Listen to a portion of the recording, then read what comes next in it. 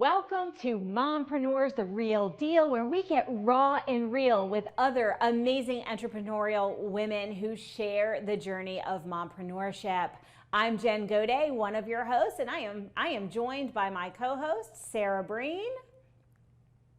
Hi, I'm Dr. Sarah Breen, and we are so excited today to introduce you to a mompreneur and grandmapreneur, Stephanie Tsuru, who co-founded and is the CEO of SheSpace in Houston. Stephanie, welcome to the show. Hi, Sarah. Thank you so much for being here today. And we're just going to jump right in because you are very fascinating and you have created such an amazing space. Can you tell us, though, before that, you didn't start this when you were 22, right? So where did you start your career and why did you decide to become an entrepreneur? So I come from an entrepreneurial family, and honestly, I knew the dedication it took and the energy, and I really wasn't interested in it. But I think it was so ingrained in me that eventually it just caught hold. And so here I am. So I didn't even get bitten by the bug until I was 59. So SheSpace opened when I was 60 in the middle of the pandemic. But yeah, that was not my original journey at all. You know, I'm really curious, Stephanie, because I came from a healthcare career. Dr. Breen is obviously in the healthcare arena as well. What was it that really shifted from that successful healthcare career? Like, what was that motivation, that aha that said, you know what, this is what I'm going to do. I want to not only move into entrepreneurship, but I want to support women in this way. So being in healthcare for so long and you have such amazing, tight, close relationships with your patients, I think what I really learned and took away from that is that I learned to communicate with anybody. I learned to immediately establish rapport and trust with people, like within the first few minutes, because you only have a couple minutes when you meet someone to develop that level of rapport that they are going to trust what you are saying to them. And my favorite patients were always women. I just really connected with them. And ultimately, I think what I took away from that is that those were the women I wanted to help. Those were the people I wanted to help. Yeah, I was in healthcare for almost 25 years, and it was amazing time. So I'm an occupational therapist. So I did everything from pediatrics to geriatrics to inpatient to outpatient to home health care. My favorite patients were always older women. And it really did not have much to do with the care aspect. It had to do with their lives. So we would end up talking about relationships. So like the bad ones, we got to do something about this, like career transitions, going back to school, family matters. So really, I think my favorite part of it was the relationships I developed.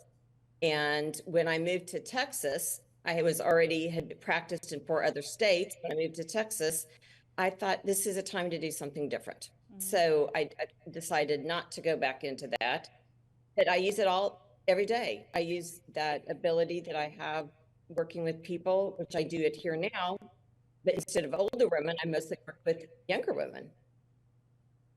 That's fascinating. And I couldn't agree more. Relationship building is such an important skill, and we learn it well in healthcare, but there's so much more to it. And I'm curious, I know you and your daughter-in-law started SheSpace, correct?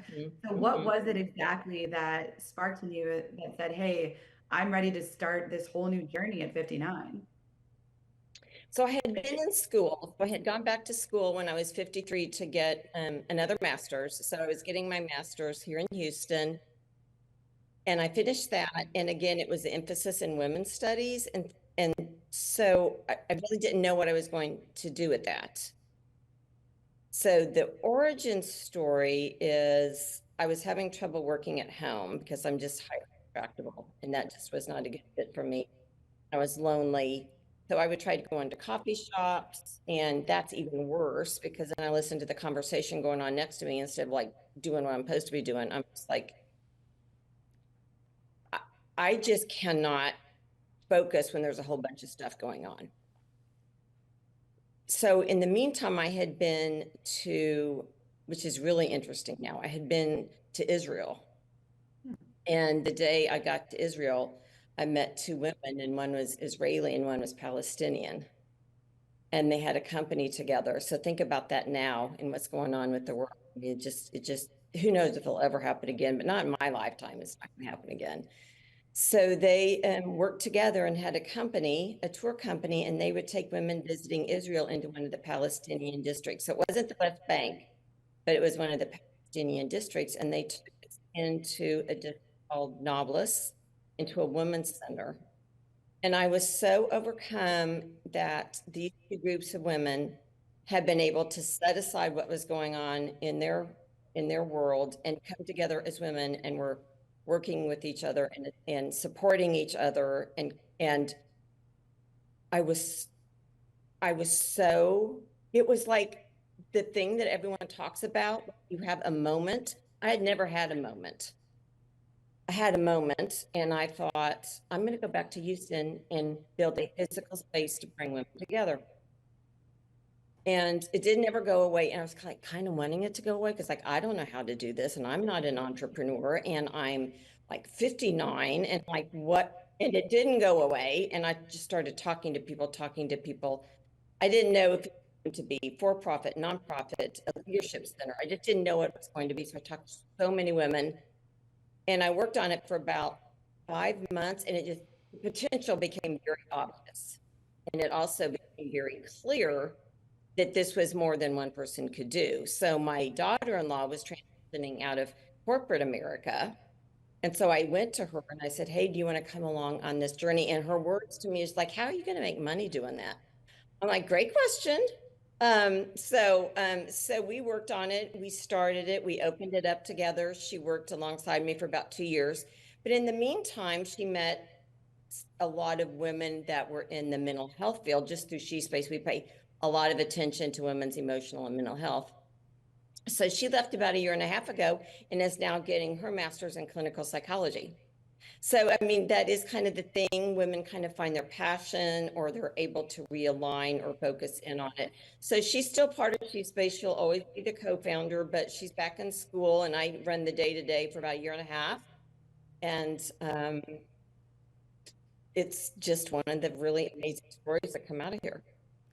So I would love to ask you, because you said you started, it was pretty much the pandemic when you set this up. It was. And so It you was the chose pandemic. to go into probably the hardest thing and the hardest market that you could possibly go into. How did you overcome those challenges? Because everything you heard was, this is not going to be a thing of the future. All of commercial real estate is going, is having trouble. How did you manage that?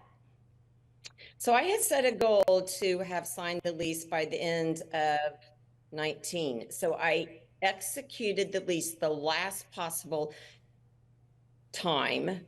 So the morning of December 24th, I executed the lease, because they were going to be closing at noon and for the rest of the year. And so I'm very goal oriented. I drove down there, I signed the lease, everything was done.